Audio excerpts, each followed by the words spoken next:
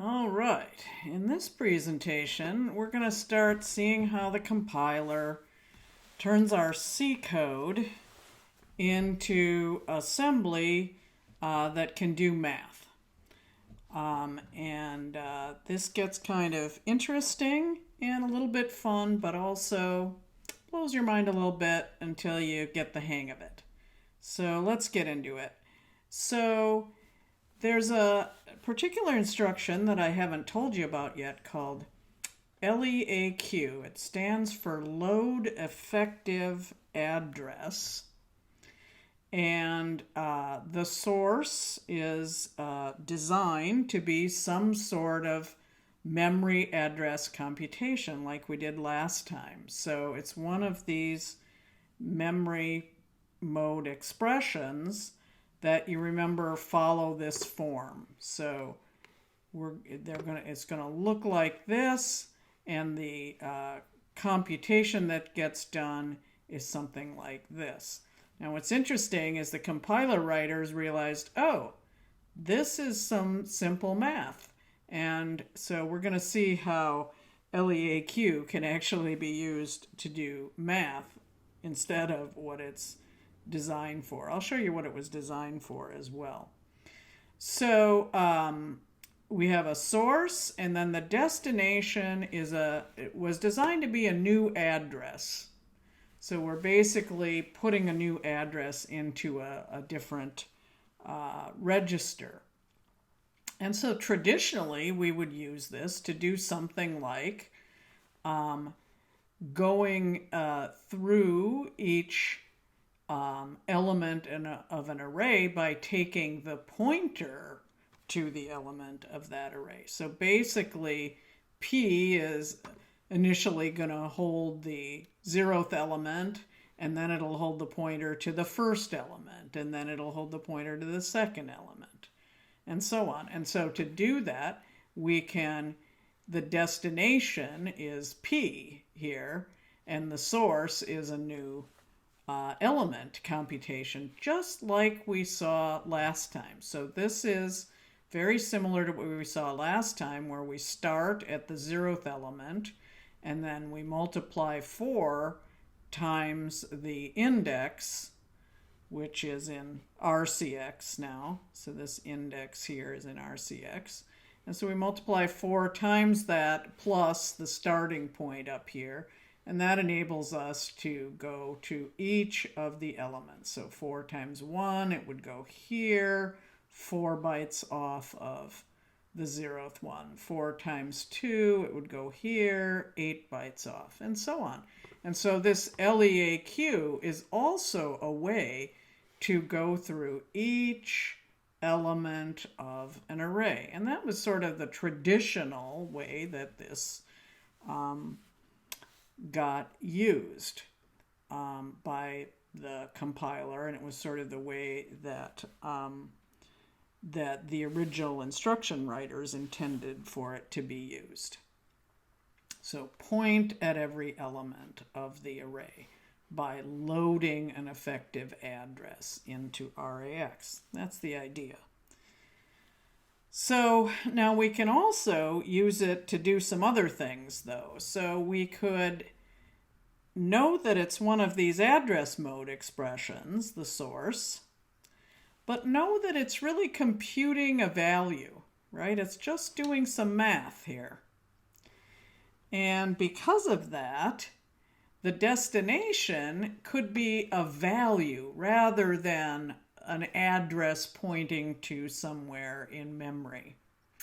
And this is the clever thing that the compiler writers realized could be done. So we can use this thing and compute arithmetic expressions in this form, b plus s times I, where s is just like this, our 1, 2, 4, or 8.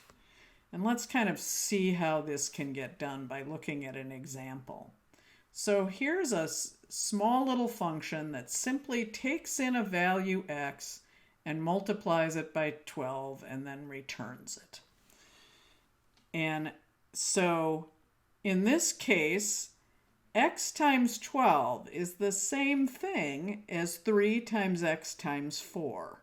And the compiler writers are clever enough to realize this and be able to take an arithmetic expression like this, think of it in these terms, and then come up with this. Let's go through this carefully. So remember, here's our LEAQ. Here's our typical addressing mode. But now RDI contains x because that's our convention. The first parameter of this function is going to be an RDI.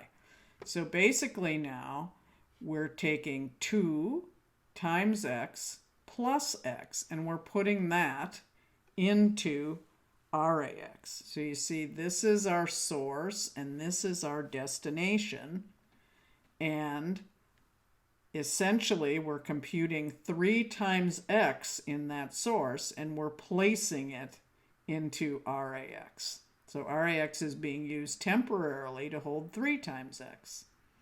And then in the next instruction here, we're using a shift. So this is arithmetic shift to the left. So remember, if you shift something to the left, it's the same as multiplying by some power of 2. So if we shift it to the left by 2, it's the same thing as multiplying by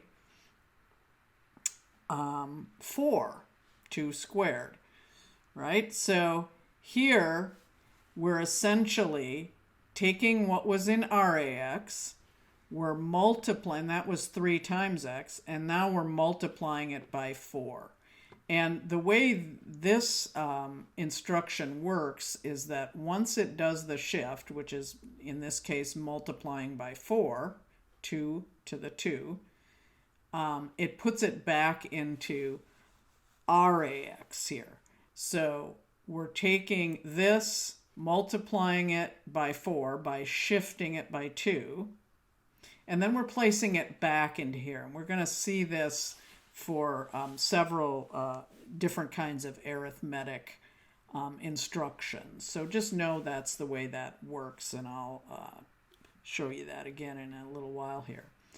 So this is just craziness in some ways, but clever by the compiler writers. So they realize that this is really fast. It's one of the fastest things that the CPU can do. And so it turns out to be faster to use this LEAQ and a shift than it does to do a multiply expression, which is available in our instruction set. But instead, we're going to use LEAQ and shift, and it turns out to be faster. So the addressing mode computation here is being co-opted to carry out this math. And that is pretty crazy stuff, but we're going to see it a lot in the various examples. And RAX now holds an integer value instead of what normally would have been an address value. And so this is clever stuff by the compiler writers, a little bit crazy for us to get our head around when we are looking at it in the code. So another interesting thing to note here is this use of RAX. So we have this notion of what the different arguments are coming into this function, what registers those arguments go into. We've talked about this a little bit. I'm going to talk about it a little bit more in a few minutes. But one thing to really note here is another convention now, that the return value from a function is always in the register named RAX. So the reason the last instruction in this function is this one And the reason the value is placed in RAX is because now when that function returns, RAX will have the return value in it. And this is just by convention. All right, and so now let's look at all of the other possible ways we can do math besides using LEAQ. So these are the much more standard arithmetic instructions. And so we can add a source and a destination. Now what this means is the destination is used first as a value to add to the source, and then it's the result of doing the addition is placed back in the destination register. And that same thing is true for all of these other operations. The one that's weird is subtraction here that you have to get used to. It's taking the destination minus the source, and that is opposite of how it is shown in the assembly. So that's the tricky one to try to get your head around and remember that this is the way it works. What you'll want to do is just hold on to this information and remember it, and then kind of stick in your mind that subtraction is the odd one here. These are the different kinds of shifting. So shifting to the left is SALQ, L for left. Now this you'll also sometimes see in some versions of the compilers. They'll use SHLQ. I think ours is mainly going to be this, but you may see this in some cases. And this one makes a little bit more sense, SH for shift. It's a little bit harder to remember, this one. And the right shifting, you remember we have two different kinds in those, so there are two different kinds of instructions. SA for arithmetic shift to the right, so SAR, and then SHR for logical shift to the right. So you'll want to notice that, and also that this gets used a lot for multiplying by 2 to the n. So shifting to the left by n is the same thing as multiplying by 2 to the n, and that's going to show up as it did in the last example and in other examples you look at. So the argument order is especially important to remember for subtraction. And really for all of these, there's really no distinction between whether you're doing signed or unsigned integer arithmetic in this case. The values will come out the same. Okay, so there are some operations that only have one operand. And here I'm just showing those as the destination, because what happens is it takes whatever value is in that register. And in this case, INC is for increment. So it adds 1 and it puts it back in the destination. There's a decrement. There's also a negate. And there's a complement. And so all these instructions, including the ones on the previous page, and these here, and a few more that I didn't put on here, are in figure 3.10. So that's another good figure to mark and look at as you're working through the activities and the homework. So I want to talk also about another extension to the conventions that we've been looking at. So by convention, the return value is always in the register called RAX.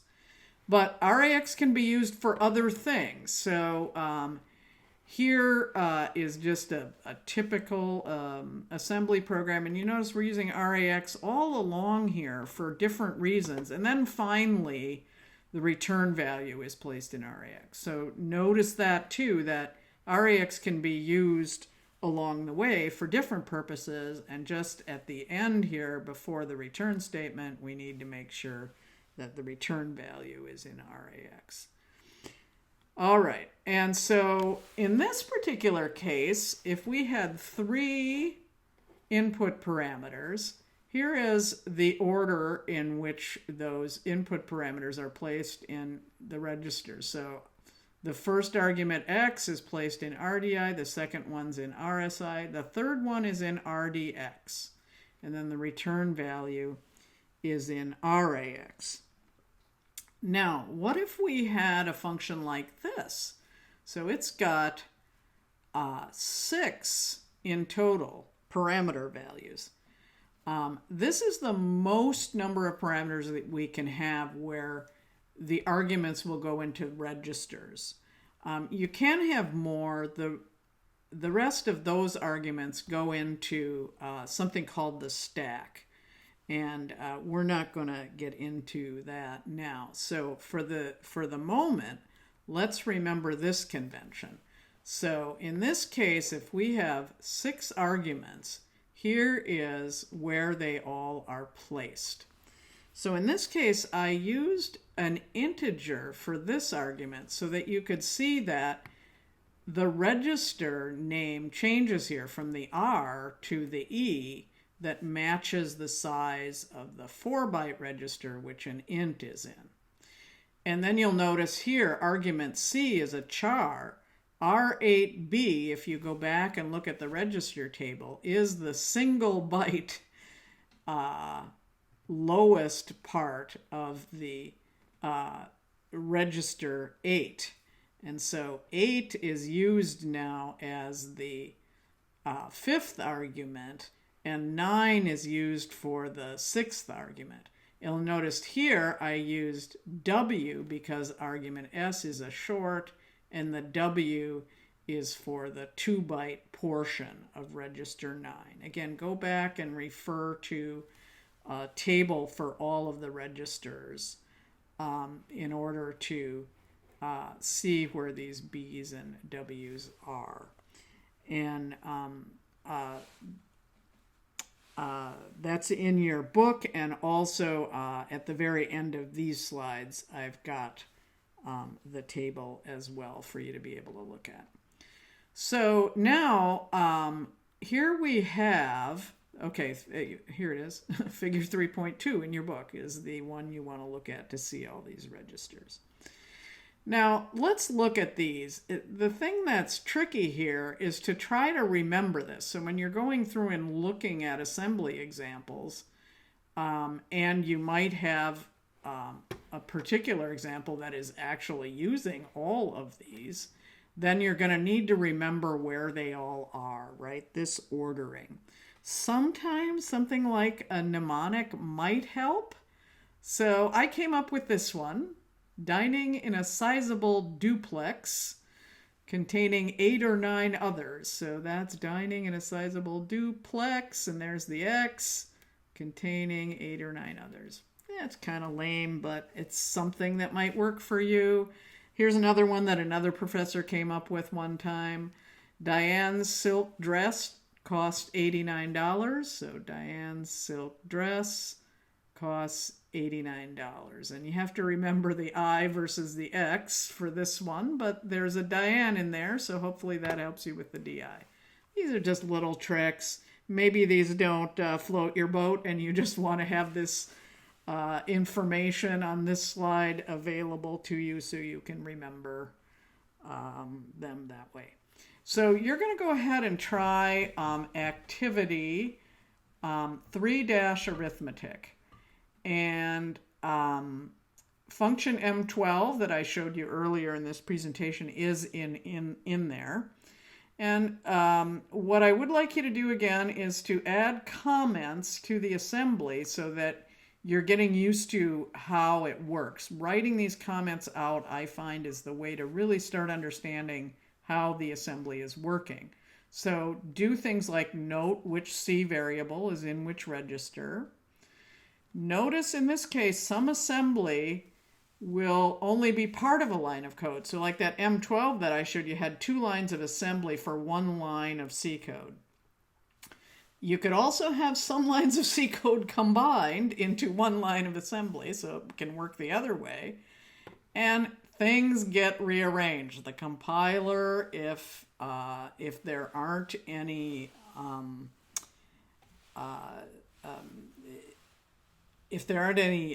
dependencies, then the compiler can rearrange things. And so you'll see that happen also. So when you're doing this activity, you really will want to have some things at hand. So figure 3.2 for all of the register names, figure 3.10 for all of the arithmetic instructions. These are both in your book, of course. So the memory addressing calculation, so that's this here shown at the right. And of course, this table we just went over. In the case of the examples in this activity, I never use more than 3 arguments, so this should do it for you. And then remembering that the return value is in RAX. Okay, so you'll want to have these things with you as you work on this activity, and probably going forward for a lot of other of the practice problems or the homework problems. And so I'm adding a couple of helpful previous slides from some of my other presentations to the end of this presentation so that you would have them right here also. And so one is this, where we practiced how these memory addressing modes works. The other one is all of these different names for the addresses. So you can either use from the slides this table of mine, or you can go and have figure 3.2 in your book at hand while you're trying to decipher this assembly. So have at it. Go and try activity 3-arithmetic. And then when you're done, you can come back and I'm going to show you some even more interesting ways of doing arithmetic.